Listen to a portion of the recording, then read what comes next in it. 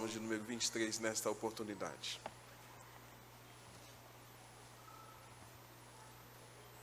A igreja pode ler comigo? Bem pausadamente, estamos lendo juntos a palavra do Senhor nesta hora. Leiamos. O Senhor é o meu pastor, nada me faltará. Ele me faz repousar em pastos verdejantes, leva-me para junto das águas de descanso, refrigera minha alma, guia-me pelas veredas da justiça, por amor do seu nome. Ainda que eu ande pelo vale da sombra da morte, não temerei mal nenhum, porque tu estás comigo. O capudão e o teu cajado me consolam. Preparas-me uma mesa na presença dos meus adversários, unges-me a cabeça com óleo, o meu cálice transborda. Bondade e misericórdia certamente me seguirão todos os dias da minha vida, e habitarei na casa do Senhor para todo sempre. Amém. Senhor Deus, nosso Pai, mais uma vez rogamos bênção do Senhor sobre a minha vida, os irmãos que estão aqui participando do culto, ouvindo a Tua palavra, os que também por meio das mídias sociais nos ouvem nesta hora. Teu Santo Espírito, ó Deus, venha iluminar o nosso coração, a nossa mente, porque são verdades tão profundas, ó Deus, que impactam, que transformam, que acalentam, que consola, que nos adverte e que nos guia, ó Deus, a um caminho que é eterno. Ó Deus, nos abençoe, portanto, para que não se perca nada daquilo que a Tua palavra nos ensina nessa oportunidade. Ó Deus, desobstrui os nossos ouvidos, tira as vendas dos nossos olhos, a dureza do nosso coração, para que possamos entender a palavra do Senhor e discerni-la e aplicá-la na nossa vida. Assim oramos em nome de Jesus. Amém. Irmãos, certamente você já ouviu muitos sermões sobre os Salmos de número 23, uma vez que talvez seja um dos textos mais lidos, mais conhecidos das Escrituras, quando você tem uma mensagem que chega ao coração dos pecadores. Esse texto é um texto, talvez, um dos mais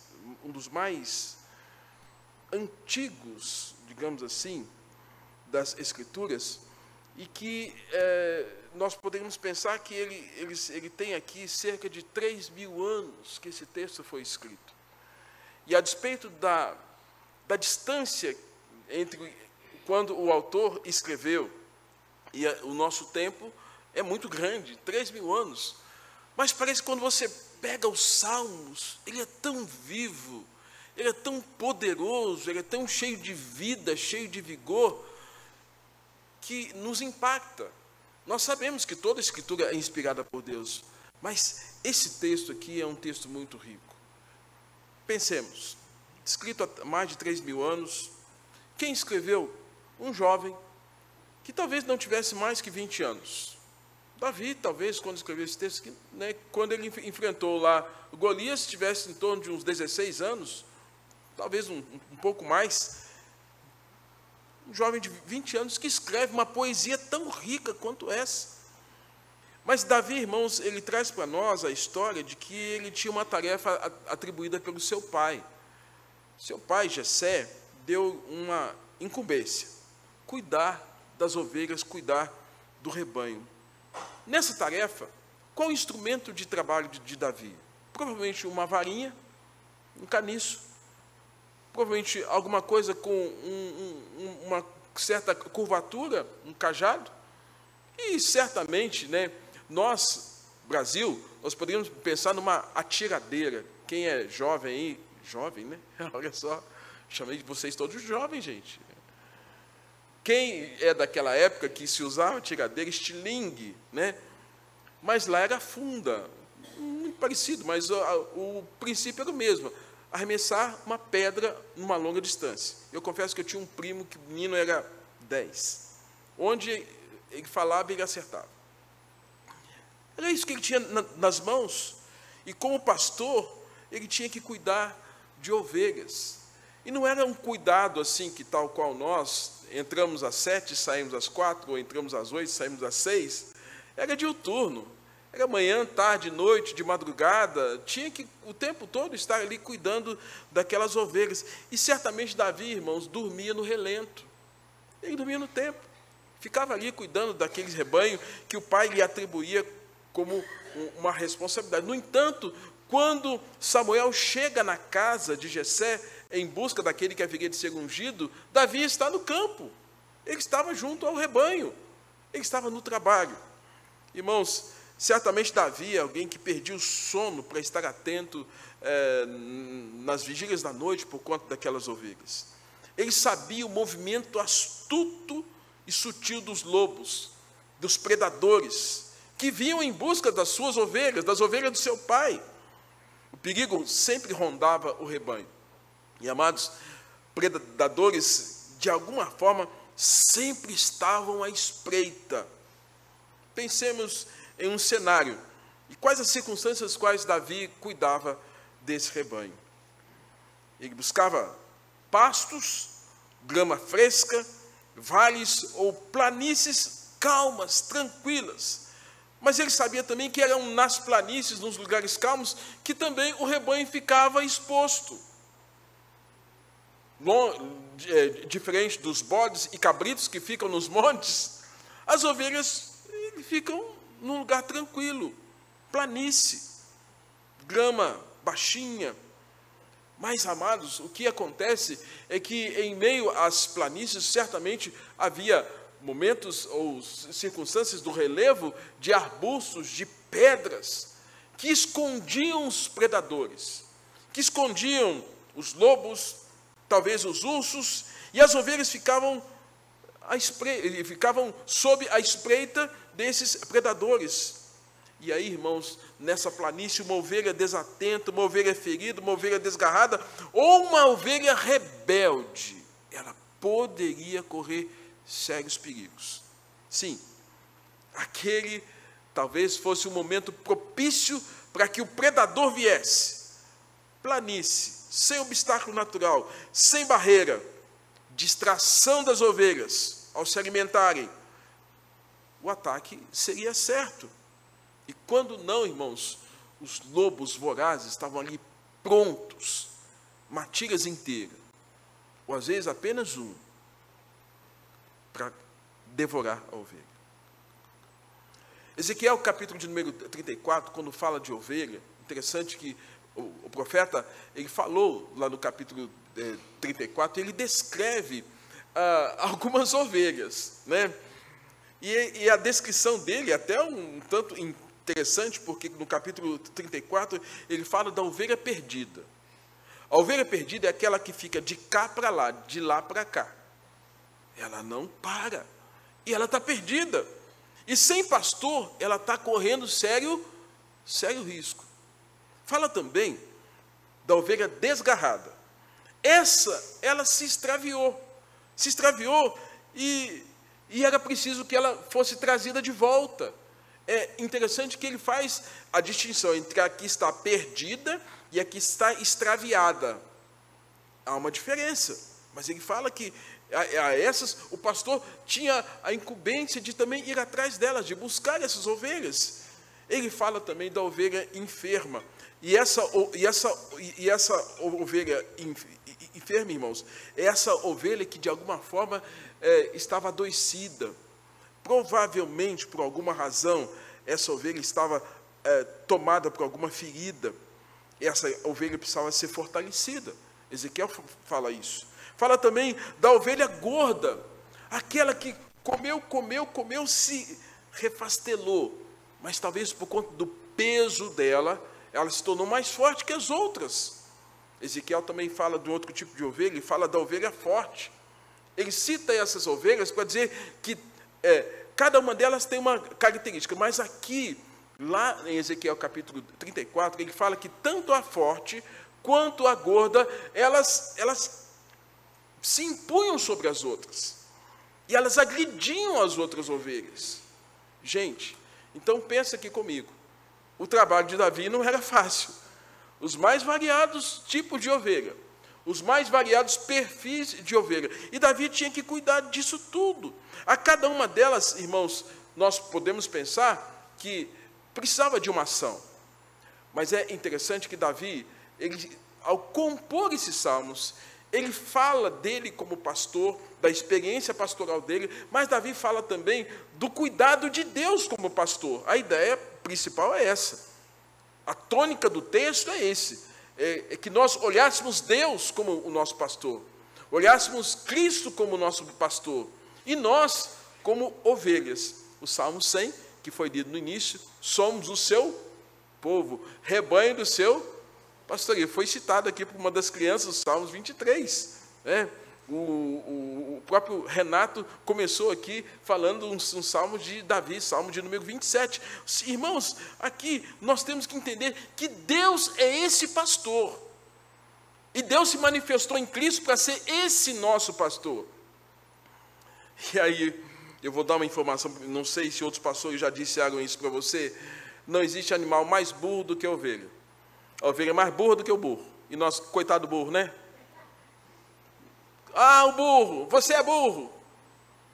Nós culpamos o burro porque o burro não tem capacidade de responder aos comandos. Mas a ovelha, irmãos, é mais burro do que o burro. E a Bíblia fala que nós somos o quê? Ai, doeu agora, né? Doeu agora. Nós somos ovelhas. Philip Keller, um pastor de ovelhas lá da Austrália, ele também se tornou um pastor de pessoas, pastor de igreja. Filho de missionários que também haviam trabalhado na África, ele trabalhou como agrônomo e como um fotógrafo da natureza, né? Portanto, ele sabia muito bem o que eram ovelhas, né? O ovino, né? E ele sabia também o que era o ser humano ovelha. Ele sabia. E como um cristão, ele tinha a concepção de quem era Deus, de quem é Deus. Ele tem vários textos, vários livros, e ele escreveu um texto falando exatamente sobre as condições das ovelhas, baseado no Salmo de número 23. E quando eu estava preparando o texto aqui para compartilhar com os irmãos, eu fiquei impressionado, irmãos, meu Deus do céu, como nós somos ovelhas difíceis. E como nós carecemos o tempo todo da graça, da presença de Deus sobre a nossa vida, para nos tratar, para cuidar de nós. Irmãos, uma das questões que mais incomodava as ovelhas, além do risco dos predadores, eram os insetos. Segundo Keller, as ovelhas elas precisam de um óleo por causa dos insetos que poderia gerar perturbação. As ovelhas ficavam batendo cabeças umas nas outras, porque em algumas circunstâncias, algum insetozinho poderia pousar na orelha dela, e ela não tinha como remover aquilo. Isso causava uma perturbação tão grande na ovelha, que ela ficava batendo cabeça em outra ovelha, para ver se aquela circunstância fosse eliminada. Irmãos, ele fala que era preciso que se fizesse um repelente. E aí o cuidado do pastor era fazer um betume com azeite, proteger as orelhas desses insetos e impedir que as ovelhas entrassem no estado de perturbação, de confusão, por causa do incômodo que os insetos traziam. Certamente deixavam seus detritos, larvas estavam ali, e infelizmente aquilo trazia um desconforto, um sofrimento para as ovelhas, né? Você estando em uma condição dessa, é sofrimento certo. Queridos, portanto, Davi tinha grandes preocupações. Ele se preocupava com um inimigo maior, um predador, ou um urso, ou um leão, mas ele se preocupava também com uma coisa pequenininha, uma mosca que pousava e que trazia uma perturbação para alguma ovelha. Lembrando, irmãos, que os pastores, eles tinham que apacentar aquelas ovelhas em vales, em planícies, e não nas montanhas. E vales são lugares fáceis para que predadores pudessem descer das montanhas, escondidos nas frestas das rochas, para atacar as ovelhas. Leões, ursos, predadores comuns que poderiam devorar as ovelhas. Uma preocupação constante que havia, irmãos, do pastor, também com as ovelhas rebeldes ou ovelhas desobedientes. Ovelhas, naturalmente, elas são teimosas e têm dificuldade de obedecer, de acatar ordens, de seguir o seu pastor. Quando este não oferece perigo, elas até confiam neles. Você se lembra da palavra de Jesus? É por isso que ele diz lá em João capítulo 10, ele diz assim, olha, é por isso que Jesus diz assim, que as minhas ovelhas ninguém as arrebata da minha mão. Mas ele diz também, as minhas ovelhas ouvem a minha voz, e eu as conheço, e elas me conhecem. O que nós temos aqui, irmãos? Jesus nos ensinando que Ele é esse pastor que cuida das ovelhas, que apacenta as ovelhas, que ministra essas ovelhas com todo cuidado, com todo amor, com todo zelo. E o apacentamento de Jesus, irmãos, é uma bênção. Vocês se lembram quando Ele faz um convite para todos nós, vinde a mim, todos vós que estáis cansados e sobrecarregados, e eu vos aliviarei, tomai sobre vós o meu jugo e aprendei de mim, porque eu sou manso. E quando vocês confiarem em mim, vocês encontrarão o quê? Que a ovelha precisa? Descanso. Descanso para as vossas almas. Então Jesus é esse pastor que se presta na condição de apacentar pessoas. Como Davi se prestou na condição não somente de governar uma nação, mas ele começa o seu treinamento lá atrás cuidando de um rebanho de animais. E essa vivência, essa experiência enriquecedora que vem sobre Davi, é motivo pelo qual ele traz para nós uma riqueza de detalhes de como é essa relação da ovelha com o seu pastor. Mas, ao mesmo tempo, ele vai revelar algumas coisas. Vai revelar a bênção de ser uma ovelha pastoreável. Eu vou repetir. A bênção de ser uma ovelha pastoreável. Ovelhas pastoreáveis, irmãos, encontram descanso. Porque elas ficam cansadas. E precisam ser levadas a um lugar de descanso. Ovelhas pastoreáveis experimentam também, às vezes, conflitos com a esperança. Perde-se a esperança e precisam ser guiadas a uma confiança em Deus. Ovelhas pastoreais experimentam também conflitos, tensões. Às vezes, irmãos, as mosquinhas estão aqui no nosso ouvido e a gente fica batendo cabeça uns dos outros. E aí nós precisamos de que alguém passe betume, passe o óleo, e ele fala, unge minha cabeça com óleo. Então, tudo isso tem a ver com essa proteção. É uma bênção ser uma ovelha do Senhor Jesus, porque a ovelha tem alimento para a alma, a ovelha tem proteção, a ovelha é acalmada, a ovelha é resgatada, a ovelha é corrigida. Portanto, irmãos, eu vou detalhar a partir de agora alguns aspectos de ovelhas satisfeitas, porque Davi, ele apresenta aqui ovelhas saudáveis. O detalhamento dos salmos não é uma ovelha doente, não é a gorda, não é a ferida, não é a desgarrada, não é a que está perdida, é uma ovelha saudável. Então Davi, no Salmos 23, ele está falando de qual é a visão, qual a percepção dele como ovelha saudável. Talvez na história de Davi, nada daquilo que nós sabemos sobre adultério, sobre conflitos, sobre guerras, ainda tinha acontecido de maneira intensa. Talvez ainda era bem recente aquele conflito com Golias. Mas outras coisas não tinham acontecido com Davi. Então, vejamos. Ovelhas saciadas, ovelhas saudáveis. Primeiro, ovelhas satisfeitas possuem um relacionamento com Jesus. E ele começa o salmo dizendo assim, o Senhor é o meu pastor. Ele está falando que Deus é o maior patrimônio que ele tem. Ele está falando que Deus é o maior objeto de relacionamento que ele tem. E essa relação dele com Deus, como ovelha, era tão profunda, tão rica, que Davi é ele que se apega tremendamente a essa realidade. Ele se apega a quem é mais forte e infinitamente mais poderoso que ele. O Adonai, Yahvé, Elohim. Davi sabia, irmãos, o que dizia o Salmo, o que dizia os 10 mandamentos no seu princípio de Êxodo, capítulo de número 20, verso 2 a 5.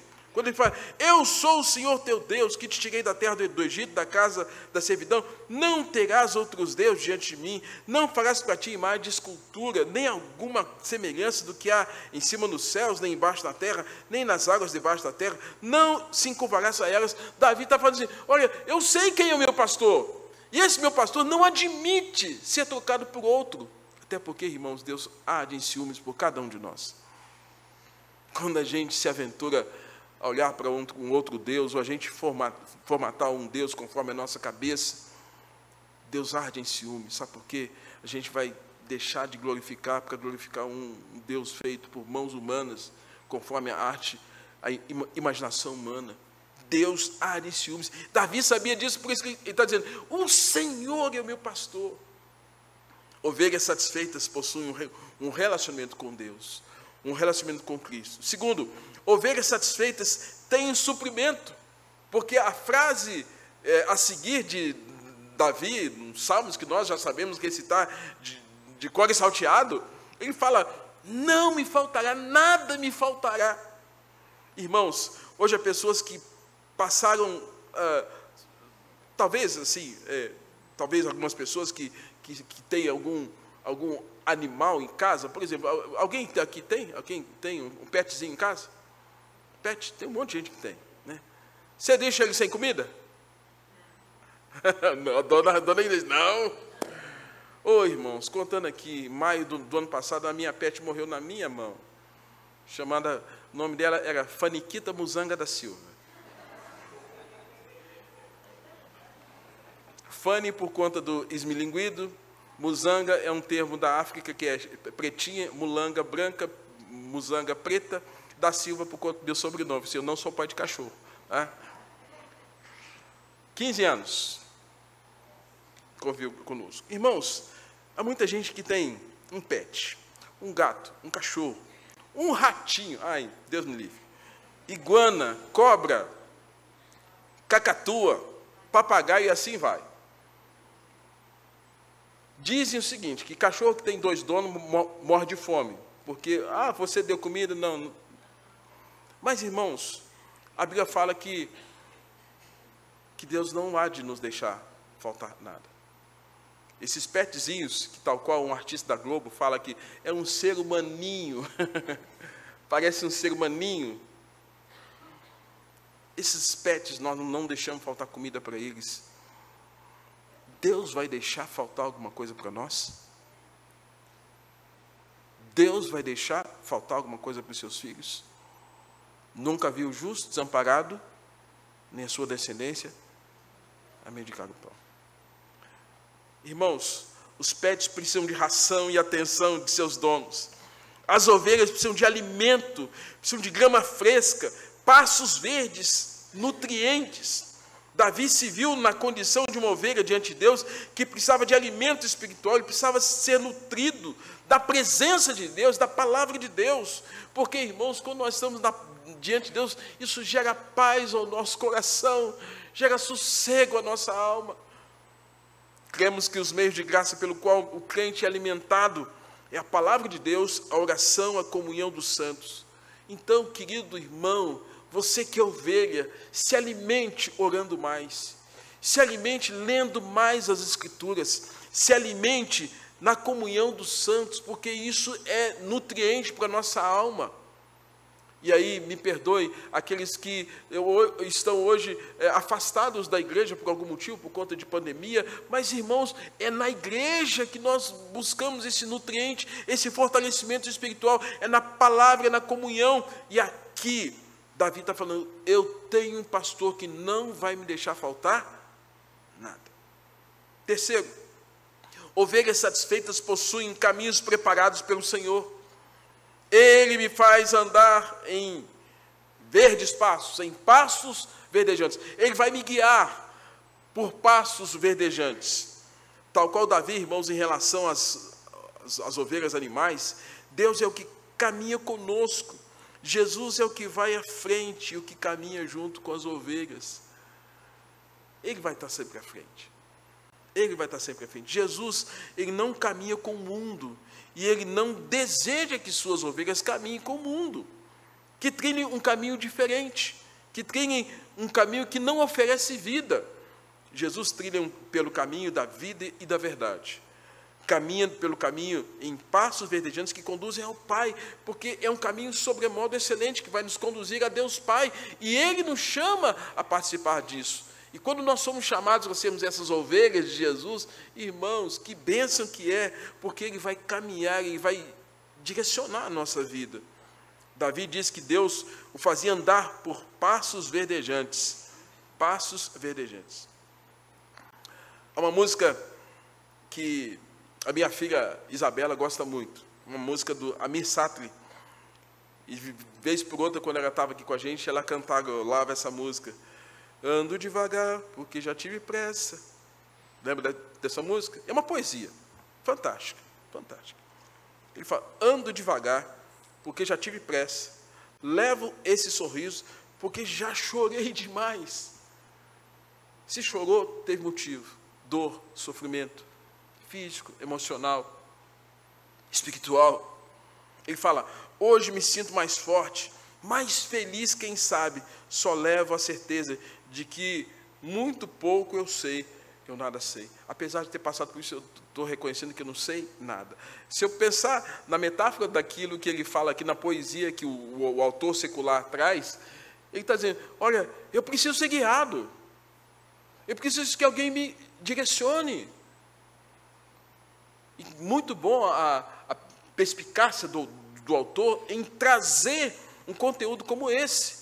Eu preciso ser guiado, irmãos. Davi é esse que está dizendo, olha, eu preciso ser guiado. O Senhor prepara um caminho para que eu possa andar em passos verdejantes.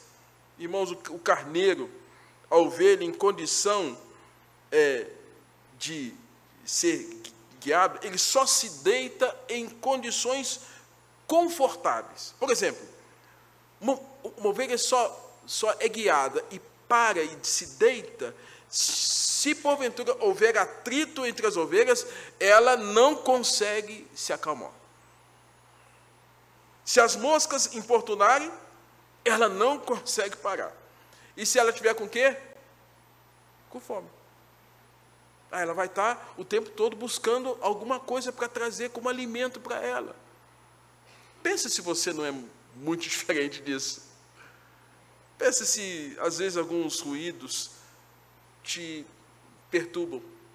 Pensa se, em alguns momentos, por alguma necessidade de trabalho, fome, alguma carência, você não fica angustiado.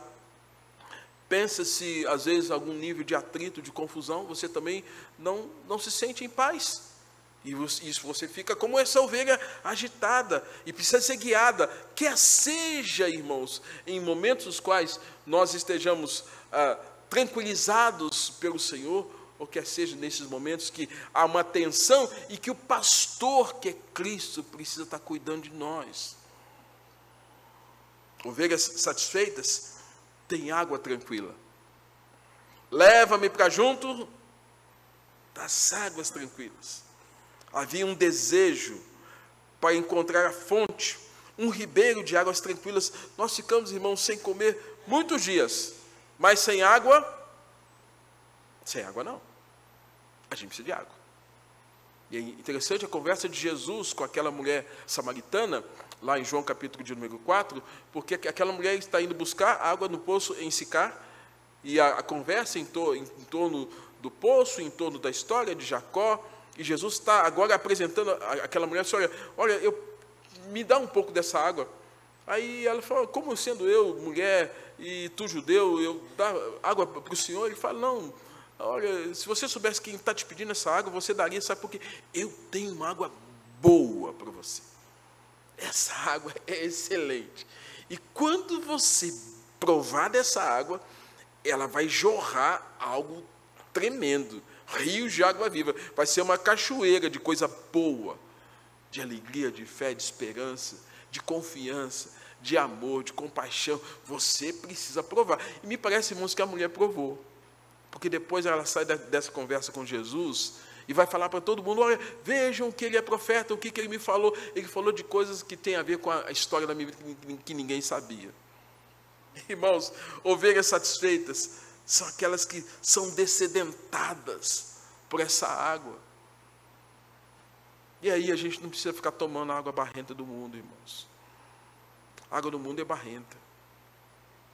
A água do mundo é barrenta. A água do mundo é saloba, intragável. Não dá para a gente tomar. No deserto, irmãos, a água é ouro. E Deus provia a água para as ovelhas, como Jesus se apresentou como um oásis para nós, em meio a esse ardor da vida.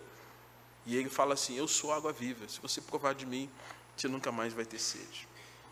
Ovelhas satisfeitas têm refrigério e cura preparada pelo bom pastor. Refrigério e cura, que aí nós temos na descrição: leva-me para junto das águas de descanso. Leva-me, refrigera a minha alma. Refrigério de alma.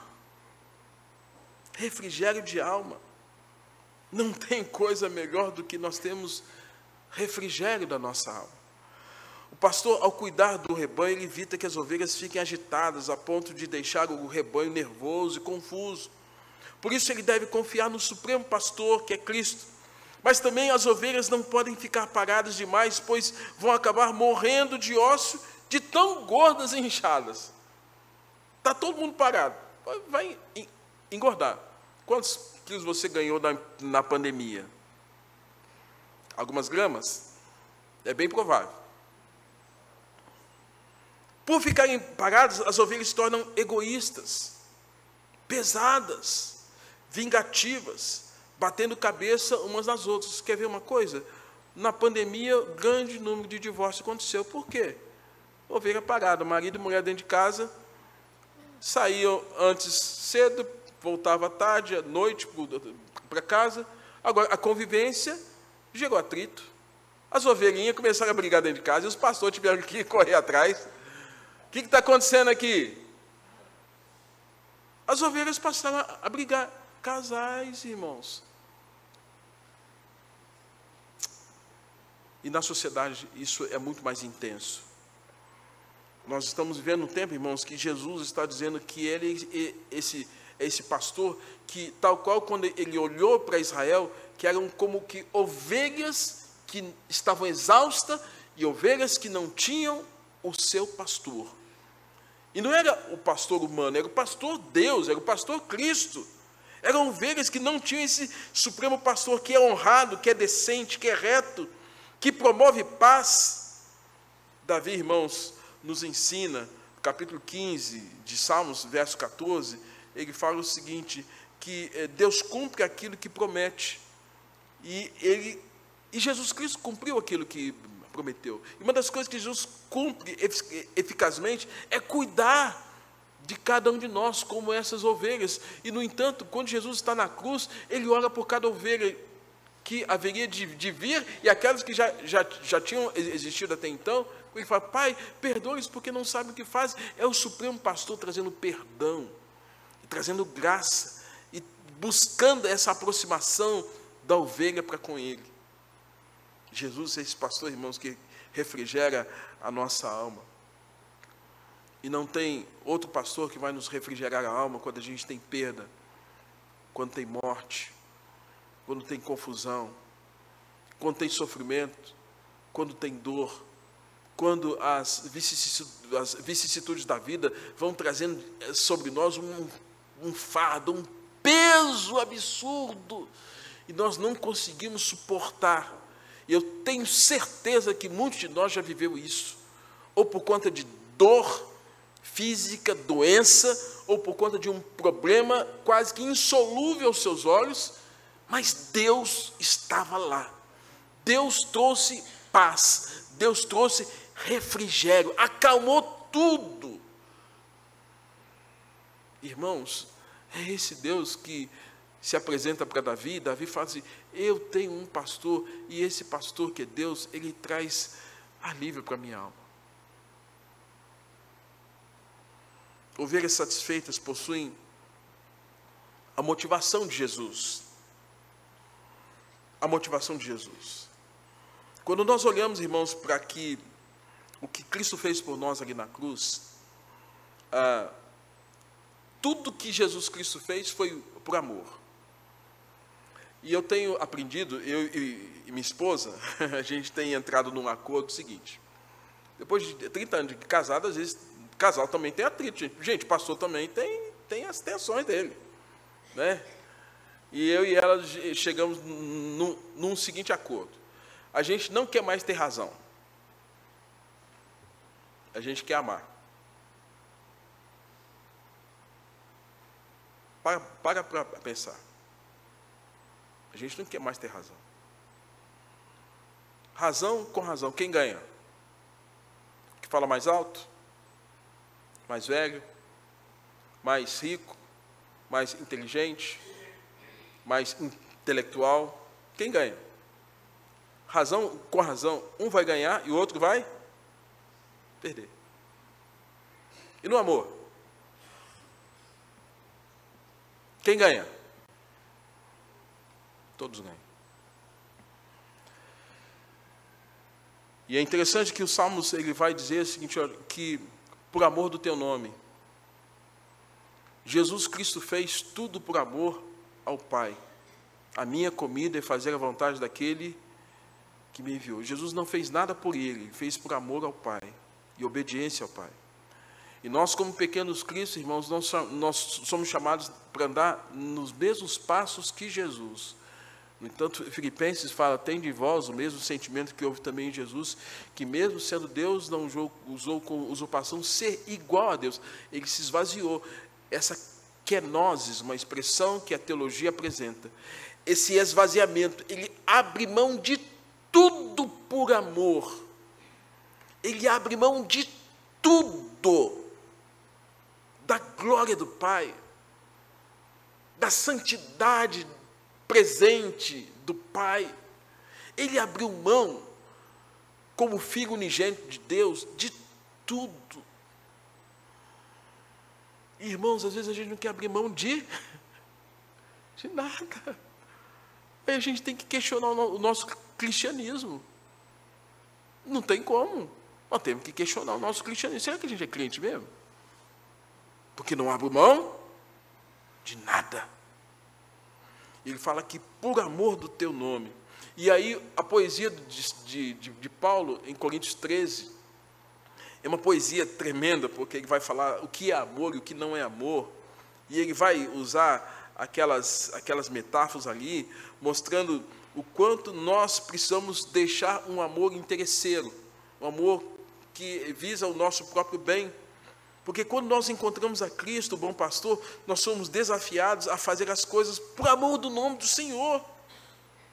Não é por medalha, não é por título, não é por reconhecimento. Mesmo que nós saibamos, irmãos, que a Bíblia nos ensina que temos que dar honra a quem honra. Mas não é por reconhecimento, por medalhas que nós buscamos as coisas. Fazer as coisas. Nós temos que fazer as coisas por amor ao Senhor. Eu tenho que ser pastor por amor ao Senhor. Você tem que servir a Deus por amor ao Senhor. Você tem que ser um bom marido, um bom filho, um bom crente, por amor ao Senhor. Um bom cidadão botucatuense, por amor ao Senhor. Um bom cidadão, por mais que você discorde de questões das leis dos nossos dias, por amor ao Senhor. É diferente. Ovelhas satisfeitas, irmãos, tem essa motivação de Cristo. E mesmo que lá na frente, Davi tenha errado, Deus o trouxe de volta, e isso nos mostra que Jesus Ele amou os seus discípulos até o fim. João, capítulo de número 15, fala isso, amou-os até o fim. E ele nos ensina a amar até o fim. Então, essa motivação da ovelha tem que ser o amor para com o pastor, o supremo pastor que é Cristo, e amor para as ovelhas que estão ladeadas a ela. Por amor do seu nome. Se não fizermos as coisas por amor, Deus sabe, nada adianta, nada aproveita, nada somos. Como ovelha, viva e faça as coisas por amor do Senhor. Por amor do Senhor. Sétimo, ovelhas satisfeitas passam por provações, passam pela aprovação de Jesus. Porque, irmãos, o texto ele vai dizer que, no verso 4, que ele, Davi, ele passou por momentos difíceis da vida. E um dos momentos difíceis foi o fato de passar pelo vale da sombra da morte. E o início da carreira vitoriosa de Davi foi uma exposição à morte. Nós sempre pensamos em momentos mais terríveis. Sim, houve momentos muito terríveis da história de Davi. Mas, irmãos, a história de Davi começa com um treinamento que antecede Golias. Porque diz lá no livro de Samuel que antes de enfrentar o Golias, quando ele foi chamado, ele enfrentou primeiro um urso, treinamento de Davi, urso, vai lá. Aí Davi tinha que enfrentar um urso que estava tentando devorar uma ovelha, e brigar com o urso e matar o urso. Quem se aventura? Alguém? E depois Davi, irmãos, teve que enfrentar um leão. Eu já estive na África, num safari. E os bichos, só o rugido deles, a gente já foge, já corre. Só o rugido deles. Uma pata de um bicho daquele, quando a unha sai para fora, quando as garras saem para fora, já rasga tudo. E Davi teve que fazer esses 2 treinamentos. Ele treina com o urso, ele treina com um leão. Isso já não seria um vale da sombra da morte? Isso já não seria uma exposição terrível ao fato de que um animal feroz, né, poderia destruir a sua vida? E me parece que a luta foi bem corporal mesmo, não foi a distância tal qual com Golias, não. Foi uma luta corporal. E aí agora a gente tem o fato de que Davi vai enfrentar Golias, 3 metros de altura, um gigante do filisteu, talvez um descendente dos Enaquins, e Davi é esse que está tendo que passar por esse momento difícil. Outros momentos houveram, na tentativa de Saul matá-lo, momentos que filisteus tentaram destruir Davi. Mas, irmãos, Davi é esse que está falando assim, olha, ainda que eu passe por essa circunstância em que a minha vida esteja entre a vida e a morte, uma tensão muito tênue, fininha, eu sei que o Senhor vai estar comigo. O Supremo Pastor, irmãos, ele nos lapida quando a gente passa pelos vales. O Supremo Pastor é aquele que nos chama a viver na perspectiva da fé e enxergar o mundo não como um parque de diversões, porque o mundo nos odeia, e que as provações são para testar, provar, e preparar e treinar, e te deixar mais forte. Nas provações, irmãos, Deus remove os excessos. Nas provações, Deus trabalha aquilo que, na verdade, são as nossas deficiências, para nos deixar mais forte. E Paulo vai dizer isso lá em Romanos, quando ele fala que, à medida que nós passamos por provações, isso vai gerando experiência, a fé, ele vai agregando coisas que nos fortalecem na vida cristã. Ovelhas satisfeitas possuem a proteção de Deus. Quando ele diz, não temerei mal algum, possuem proteção de Jesus. Tem provação, mas tem proteção. O mesmo que permite passar pelo vale da sombra da morte é o que protege e por isso estará conosco. Provação e proteção caminham juntas. Ora, hoje você está protegido, pode ser que amanhã você é que esteja passando por provação. Ora, você está tranquilo, ora, talvez Deus permite que sobre sua vida venha algum nível de tensão para provar a sua fé. para que você desenvolva a sua fé, exercite a sua fé. Ovelhas satisfeitas, irmãos, são assim, reconhece a proteção de Jesus. Keller, ele fala assim, que uma fonte de temor em lidar com ovelhas é a tensão da rivalidade, a disputa dentro do rebanho. Num galinheiro é chamada de ordem da bicada. Um fica bicando o outro.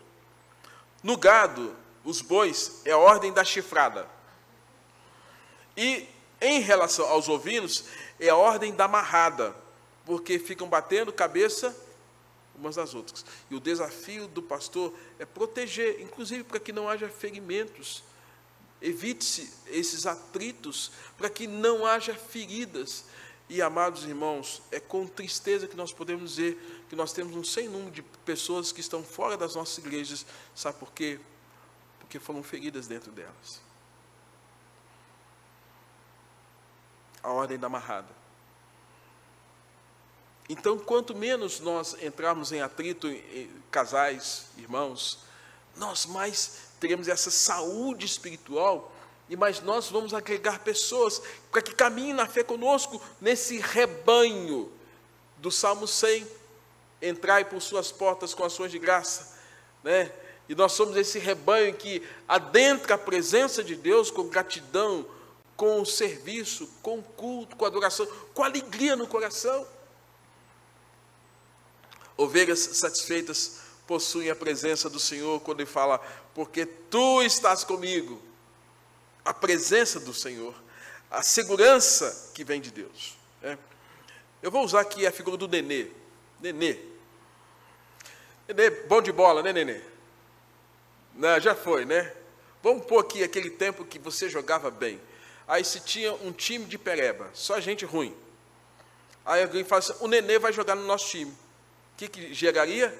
O time falou, opa, a gente tem um craque. A gente tem alguém que joga bem, então vamos confiar no nosso Neymar. Nenê é o nosso Neymar. Se porventura nós tivermos aqui pessoas que toquem muito bem e outras pessoas que não toquem tão bem assim, as pessoas que não tocam tão bem ficam seguras quando tem alguém que toca melhor. Né? Ou alguém que não é tão afinado, não é tão ajeitoso com a voz, e de repente tem alguém que é afinadinho, nossa, voz postada, nossa, aí vai na carona, na garupa, se sente seguro por conta do fato de que tem alguém que canta afinado. Se tem alguém que entende de tecnologia, e alguém não entende nada, não sabe nem como ligar um celular, e você está perto de alguém assim, você se sente seguro, porque alguém... Irmãos, por que nós não nos sentimos seguros quando o Senhor diz assim, que estaria conosco? E Ele fez essa promessa, eis que estou convosco todos os dias, até a consumação dos séculos. E Davi está dizendo assim, ó, olha, a tua vara e o teu cajado me consolam. Né? Ele fala, ele reconhece que Deus está com ele, que o Senhor está com ele, a presença de Deus está com ele. Então, por que nós nos sentimos tão seguros quando tem alguém que é melhor que nós, que faz alguma coisa melhor? Nós nos sentimos confortáveis e não nos sentimos tão confortáveis e tão seguros com Deus, que fala para nós dessa verdade poderosa, que tem transcendido o tempo e tem dito para nós, eis que estou convosco todos os dias, é na dificuldade, é na tribulação, é na provação, é na tentação para te dar suporte. Ele estará conosco todos os dias. Irmãos, Deus é esse que nos ensina na sua palavra o quanto nós carecemos da sua bênção, da sua ajuda, do seu suporte. Ovelhas satisfeitas, elas são disciplinadas pelo Senhor. A tua vara, o teu cajado, me consola. A vara corrige. Quando a ovelha era um pouco rebelde e queria pular o arrebol, esse é o nome que é dado lá, a muretinha, daquele curralzinho que elas ficavam em alguns momentos, aí o pastor, ele vinha com uma varinha e dava uma pauladinha assim, ó, na perna dela.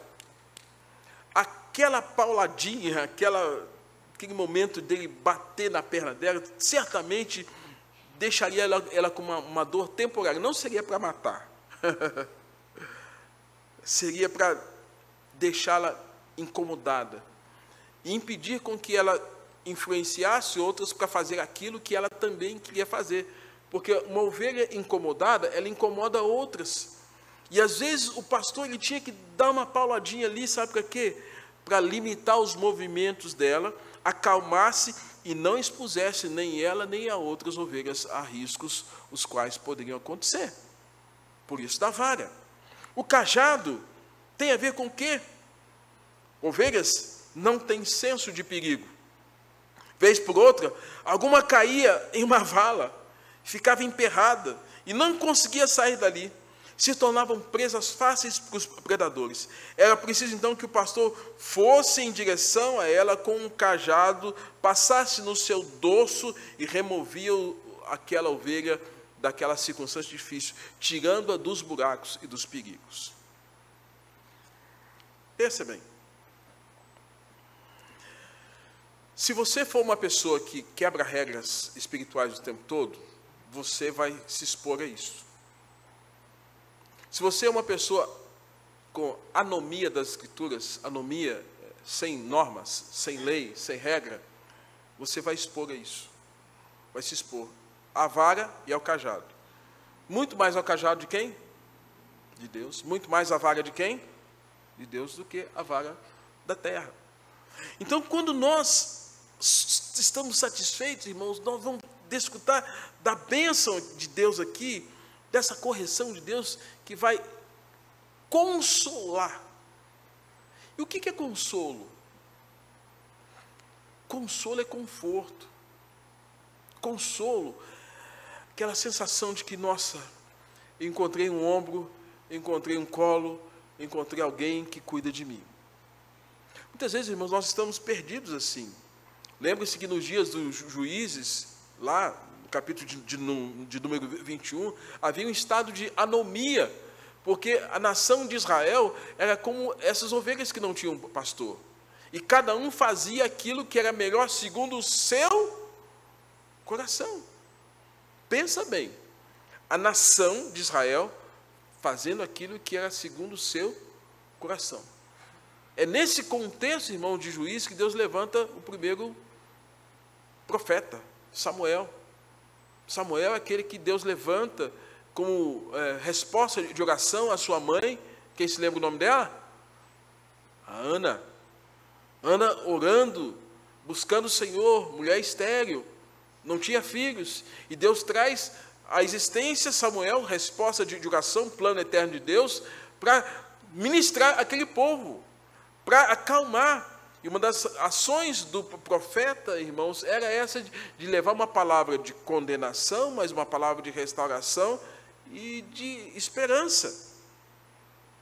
Ovelhas satisfeitas, irmãos, confiam na providência de Jesus. E essa providência, Davi diz: preparas-me uma mesa na presença dos meus adversários. Sabem que Deus tem algo preparado para cada um de nós.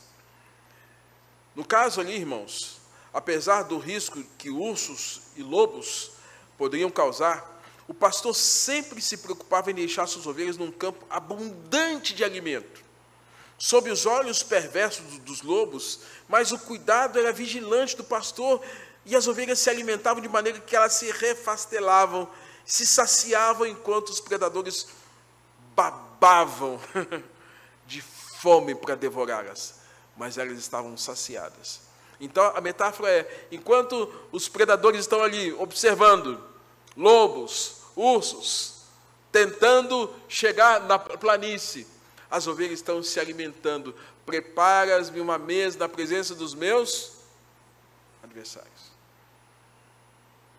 Mas esses adversários se tornaram humanos.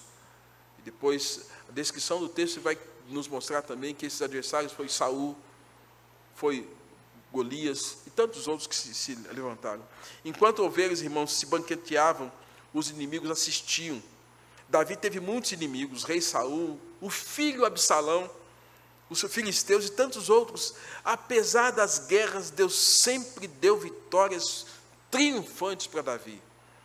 E Davi via os seus inimigos indo à bancarrota, ao fracasso, eles eram destruídos, porque o Senhor era com Davi. Davi era sua ovelha, cuidada pelo bom pastor que era Cristo. Os inimigos assistiam e se questionavam de onde vinha tanta força. Irmãos, nós sabemos de onde vinha a força de Davi. A força de Davi vinha de Deus. E a força do crente vem de Deus. Paulo vai dizer isso em Romanos: em Cristo Jesus nós somos mais que vencedores. Ovelhas satisfeitas têm a unção de Jesus. Unge minha cabeça com óleo. Toda ovelha precisa de óleo. Toda ovelha precisa de unção. Toda ovelha precisa de consagração. Irmãos, eu não sei por que nós deixamos com que as igrejas pentecostais arrogassem para si a ideia de que somente eles têm o Espírito Santo. Onde nós erramos? Onde nós erramos? Onde nós erramos por permitir com que alguns se apropriassem da obra do Espírito Santo como se fossem de alguma denominação. A obra do Espírito Santo não é de denominação nenhuma. Jesus fala: o vento sopra onde quer, ouve-se a sua voz, não sabe de onde vem e nem para onde vai. O Espírito Santo é livre, é Deus, e Ele pode agir quando quer e quando quiser. Mas uma coisa é certa, irmãos, que a despeito de nós sabermos dessa ação livre do Espírito Santo, que Ele é Deus, o apóstolo Paulo, ele chama a nossa atenção em Efésios capítulo 5, enchei-vos do Espírito. Enchei-vos do Espírito. Não é estar um pouquinho, não é estar no meio, e não é estar quase, é cheio. E Jesus é esse, irmãos, que vem nos encher com esse Espírito.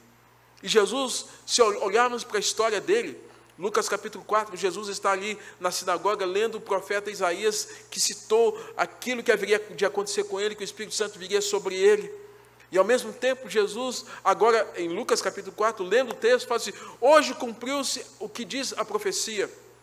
Porque lá em Lucas 4 também está falando que Jesus está no Rio Jordão, e ele, como sendo Deus, no seu esvaziamento, ele está ali sendo batizado. Não precisava, porque batizado precisa quem se arrepende de o que Jesus Cristo fez de errado. Ele não fez nada de errado, mas para se identificar conosco, ele foi batizado.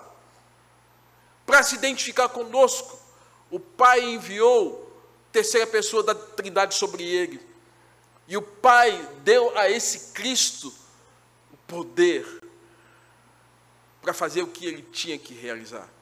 E ele fala: porque o Espírito do Senhor veio sobre mim, pelo que me ungiu, a pregar boas novas aos quebrantados, a anunciar libertação aos cativos. Jesus é esse, irmãos, que recebeu poder do alto para desenvolver o seu ministério. Isso foi no início do ministério de Jesus. E lá no finalzinho do seu ministério, João capítulo de número 14, os discípulos estão um tanto em polvorosa, porque não sabiam o que aconteceria a posteriori. Jesus está dizendo e consolando aqueles discípulos, dizendo: Senhor, eu rogarei ao Pai, e Ele vos dará um outro Consolador, a fim de que esteja para sempre com vocês. O Espírito da verdade, que o mundo não conhece. Presta atenção, o mundo não conhece o Espírito Santo.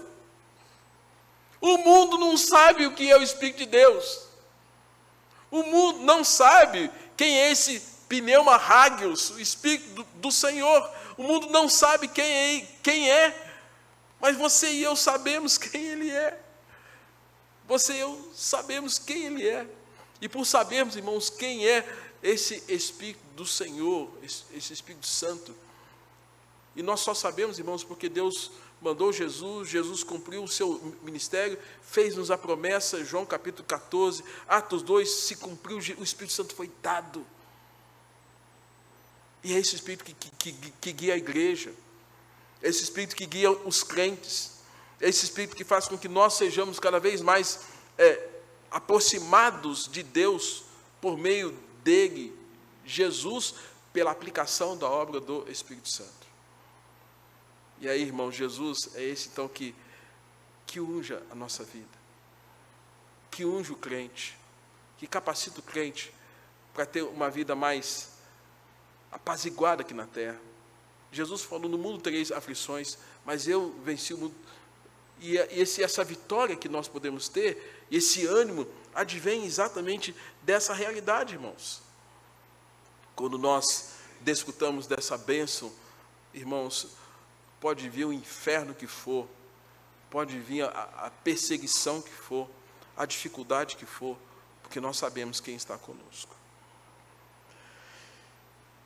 Ovelhas satisfeitas, já estou encerrando, possuem abundância de Jesus. Certamente a bondade e a misericórdia me seguirão, não vai faltar dia. Se você for uma ovelha satisfeita, você vai saber que Deus vai te acompanhar com bondade e com misericórdia. Ele vai estar com você. Bondade e misericórdia certamente me seguirão todos os dias. Deus na frente, Deus do lado, Deus na retaguarda. E é interessante que Davi fala assim, certamente, ele não usa a expressão talvez. Certamente, Deus vai estar comigo. Não é porque Ele é bom, mas porque Deus disse que assim seria. Deus disse que estaria, né? Nós poderíamos citar vários cânticos ou vários hinos que nos falam dessa segurança de saber que o Senhor está conosco. Ovelhas satisfeitas terão eternidade com Jesus. Interessante que começa tudo de uma perspectiva agrária, campo ou agropecuária também. Começa tudo do campo e vai para o céu. E vai para o céu porque fala: e habitarei na casa do Senhor para todo sempre. Davi sai do prisma terreno, humano, temporário, e vai para o eterno. Daí a razão de reconhecer que usa a figura da ovelha, a qual ele conhecia muito bem, mas que agora ele vê o cuidado de Deus com ovelhas humanas. E que ovelhas humanas têm uma pergunta dentro de si, um estado de sofrimento e de angústia, porque parece que a gente, quando tem inteligência, a gente fica tentando encontrar o sentido da vida. Por que da vida? Por que 50 anos? Por que 60 anos? Por que 70 anos? Por quê? Por que a vida é tão curta? O ser humano é o único que faz essa pergunta. Nenhum outro ser faz essa pergunta. E Deus dotou esse ser humano com essa capacidade. E lá em Eclesiastes, no livro de Salomão, diz assim, que Deus colocou a eternidade no coração do homem sem que esse possa discernir. É por isso que esse estado de angústia está aí. É por isso que agora, diante dessa realidade, quando nós estamos em situação de risco de vida, a gente pensa, o que vai acontecer depois? O que vai acontecer? E aí a pergunta é, depois que eu morrer, para onde eu vou? Aí vem as correntes de pensamentos. Alguns acham que, como eu fui evangelizar uma senhora uma vez, ela disse, pastor, eu acho que eu vou virar uma flor. Tá bom. Aí tive que falar de Jesus para ela. Alguns acham que vão voltar o espírito mais elevado. Ou menos, porque fez tanta coisa ruim aqui, né?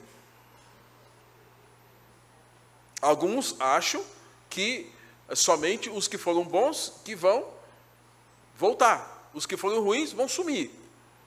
Aniquilamento dos ímpios. Alguns acham que não, é só aqui e acabou. Eu digo, não é só aqui. Não é só aqui. Por que não é só aqui? O ser humano tem que pensar na eternidade. E igrejas existem para falar, igrejas sérias e bíblicas, são, quando sérias, para falar para esse homem que existe uma eternidade com Deus. Mas existe também uma eternidade sem Deus. E que quando nós apresentamos o Evangelho, e o Evangelho é todo o conselho de Deus, as Escrituras, nós apresentamos ao homem essa eternidade. Nós falamos para esse homem acerca dessa eternidade com Deus. E Davi, irmãos, encerra no apogeu dos Salmos falando sobre essa questão da eternidade. E ele vai dizer: eu vou habitar na casa do Senhor para todo o sempre. Daí a razão. No Salmos 27, 4, Davi pediu: uma coisa peço ao Senhor e a buscarei. Eu vou buscar. Eu quero morar todos os dias na casa do Senhor. O Renato começou com esse texto, sem que eu falasse com ele. Eu quero habitar na casa do Senhor para contemplar a beleza do Senhor. Mas aqui nos Salmos, ele não fala para habitar na casa. Ele fala agora de estar eternamente. Eu habitarei na casa do Senhor para todo sempre. Ele sai da terra e vai para o céu. Portanto, irmãos, quando nós cremos nas Escrituras e temos um texto como esse como palavra de Deus, isso traz um alento, um conforto para o nosso coração, apesar de 3.000 anos que esse texto já tenha sido escrito. A grande expectativa é que nós sejamos ovelhas satisfeitas. Se você não tem estado satisfeito com a vida, com as coisas, avalie se você está buscando em Cristo esse supremo pastor, esse apacentamento que vem sobre a sua alma. Porque ovelhas satisfeitas têm essas características. E quando nós vivemos isso, um rebanho com todos vivendo como ovelhas satisfeitas, irmãos, é um rebanho que vai agora entender o Salmo de número 100. Celebrai com júbilo ao Senhor todas as terras. Servir ao Senhor com alegria e apresentai-vos diante desse Deus com cânticos. Sabei que o pastor, que Deus é bom e que a sua misericórdia dura para sempre, de geração em geração. Ele vai mostrando a sua fidelidade. E ele vai trazer essa mensagem para nós, dizendo que essa bondade e essa misericórdia vai nos seguir todos os dias. E nós vamos habitar na casa do Senhor. Amém?